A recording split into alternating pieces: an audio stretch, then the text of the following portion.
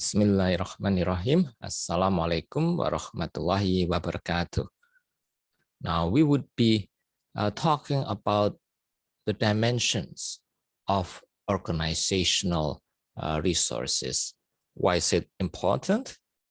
Because, of course, in order for a company to be innovative, to be an innovating company, the company needs several types of resources.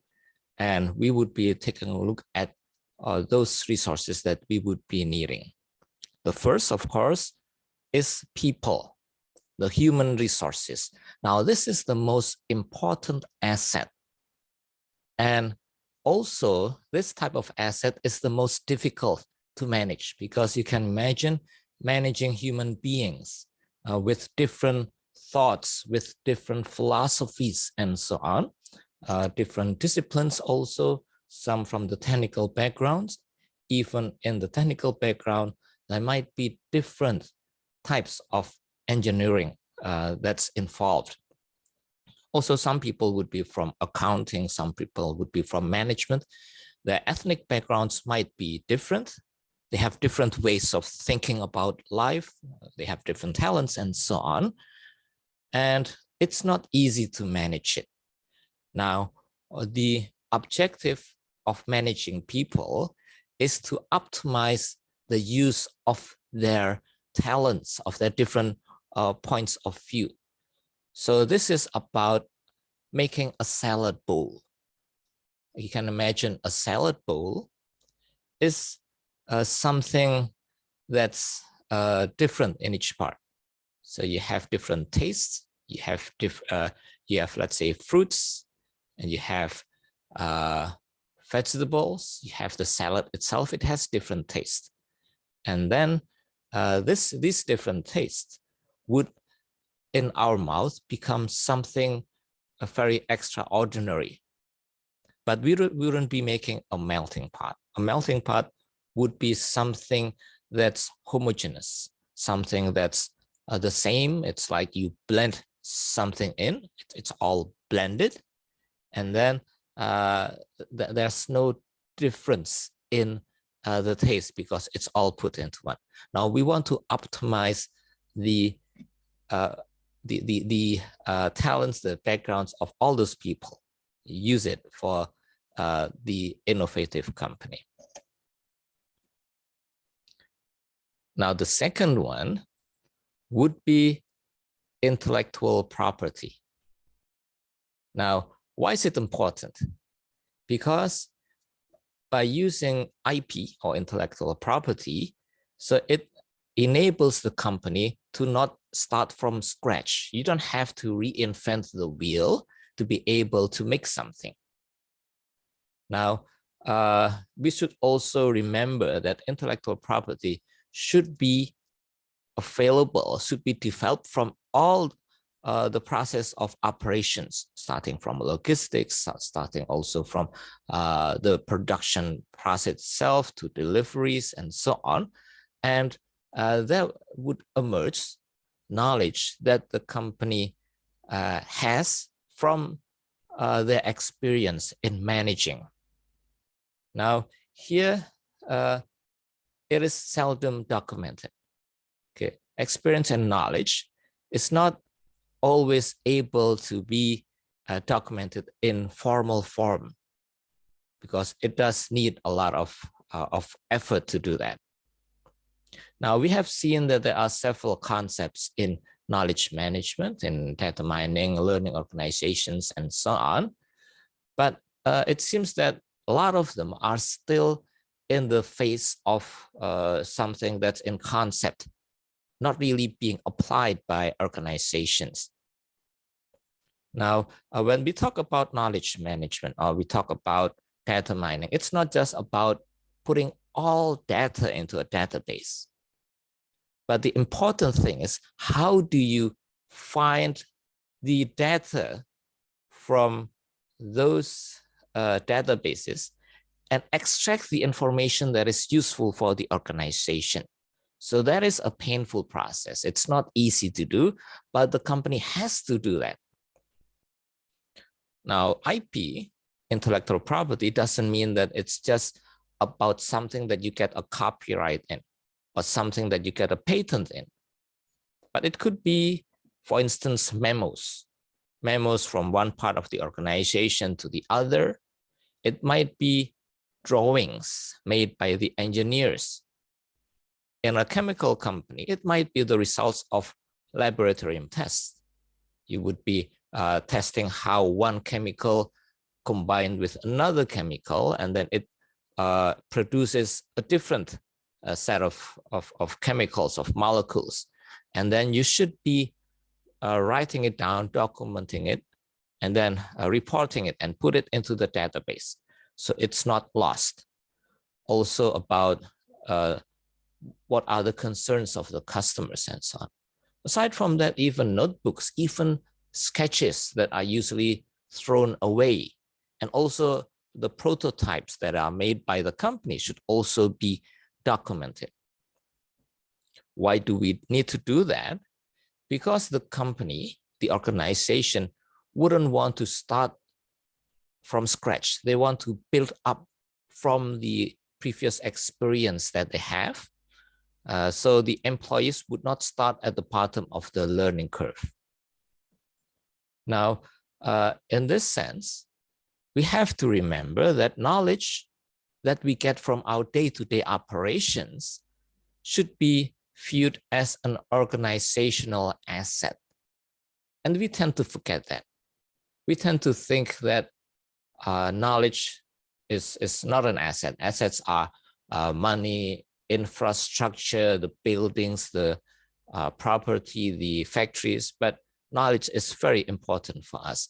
And when we have a worker that goes out, quits the company, maybe moves to another company, we have to make sure that the knowledge that that person has should be documented, so it's not lost from the company. It should be protected, and it should be disseminated or distributed throughout the whole company. Now, the second thing is access to information. Now, access to information, why is it needed? Because if you have information, you would be able to speed up the process of trying to find whether a business idea, whether an invention would actually be feasible or not, whether an invention would be profitable or not. And you can speed up, you can get to that conclusion faster. Now we can see that organizations have invested a lot, and they don't mind doing that in information systems, including the software, the hardware, the network, and so on.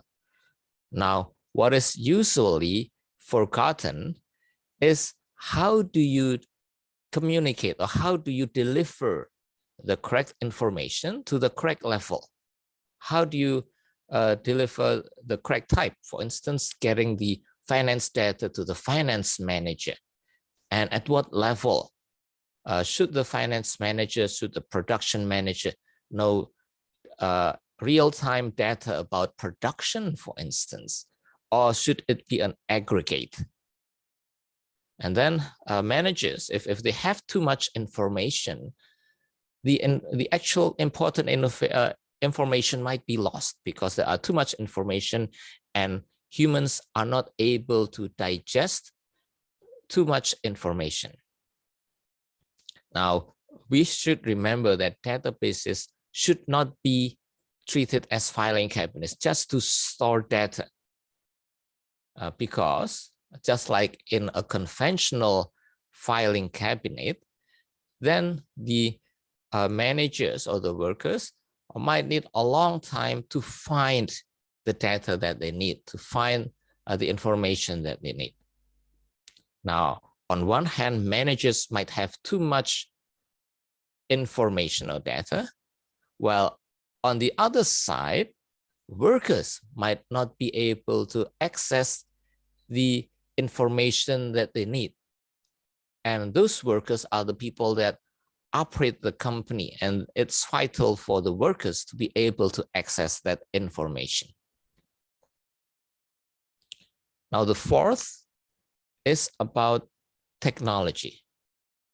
So what is technology? Now, in this sense, technology is not about, let's say, the robots that are being used in a company, but it's about knowledge. It's about knowledge on how to create a product, how to produce a product, and so on. So it's not just about the hardware, but it's also about the software that it's in the minds of the workers.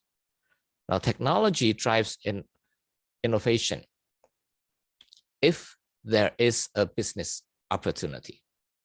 So sometimes the technology is used in various ways without trying to understand what business opportunities are available. So these go hand in hand. And then as an innovator, you have to understand what level of technology, what level of knowledge are needed to make your invention. Is it just a very technical, a simple level, or is it a complicated technology that you would be needing? And what types of expertise would be needed? And are they available both in the company and outside of the organization? So that's what you have to identify. Also, you have to identify the scope of work that is needed to produce the product. So meaning that how hard is it? What are the processes needed to make the product efficiently? Is it feasible? If you take into account the price of the product that you could be selling. Now, once again, we have to remember that technology is a resource, but not just the technology itself, but also about how to use the technology. That's also an important resource in the organization. And then you have to understand how these technologies add value to the organization. How is it useful for the organization? And then the fifth resource is marketing and sales.